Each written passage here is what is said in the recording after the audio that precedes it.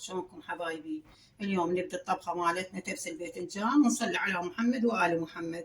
هاي عندي نص كيلو لحم، وعندي بصلة وحدة، عندي هاي كرفس زين. والتبسي مال الباذنجان يحتاج له فلفل، بوتيتاية وبصل والطماطة وهذا الباذنجان. هسه اجمع لكم المكونات واشتغل بها واشوفكم. خليت اللحم راح احمسه حبايب قلبي، بدل رشة ملح.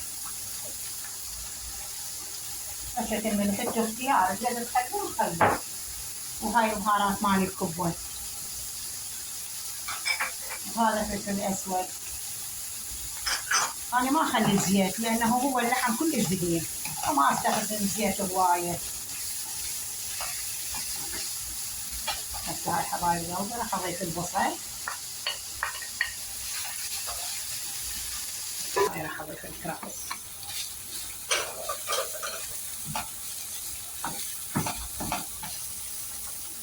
هسه هاي كملت قلي.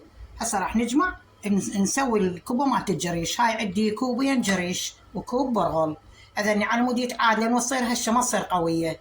هسه راح اجمعهن واحضرهن يعني قدامكم، اشوفهن انقع على الجريش واشوفكم.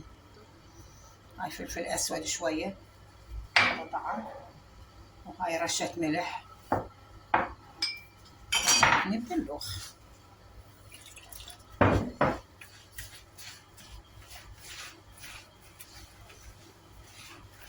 لا تخافون من الجريش، يعني اذا ينقع ما عليه شيء. ما يعادل كوب مي على 500 غرام جريش، يعني نص كيلو. هسه ينقع ونشتغل بيها.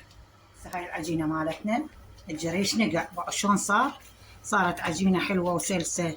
الوقت مال التنقيع مالتها 30 دقيقه عن نص ساعه. هسه صارت العجينه كلها زين نقعت. هسه راح الف واشوفكم.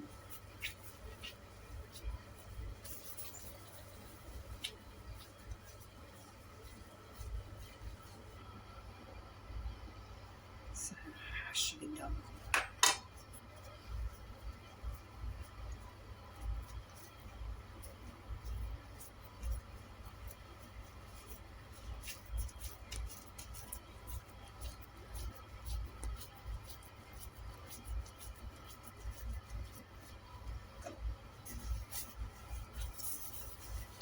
هاي قمت اقلي.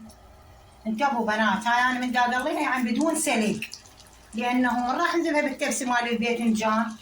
المي مال الباذنجان يعني الصلصه مال الباذنجان هي تستوي بالصلصه، فماكو داعي يعني نسلقها، وهذا راسا نقليها ونصفر. انا ما اخلي فلفل هوايه ترى بالمناسبه، لان ما نحب الفلفل. هاي كتلتها همينه.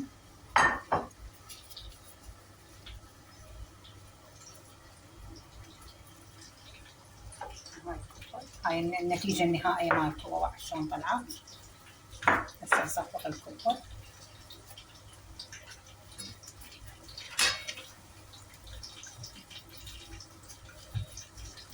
هسه الباذنجان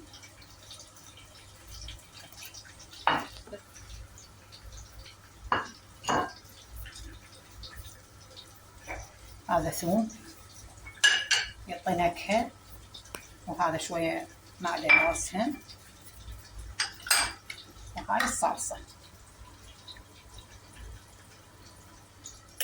الشكل النهائي مالت التبسي مال الباذنجان. استوى التبسي مالتنا، وهذا التمن همين استوى. هسه راح اشوف لكم شلون الكبة صارت.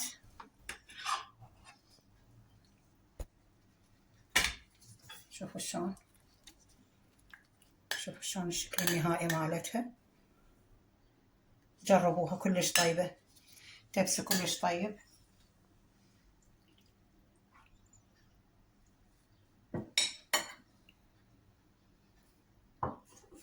إذا عجبكم الفيديو لا تنسوني بالمشاركة واللايك على مود يصلكم كل جديد.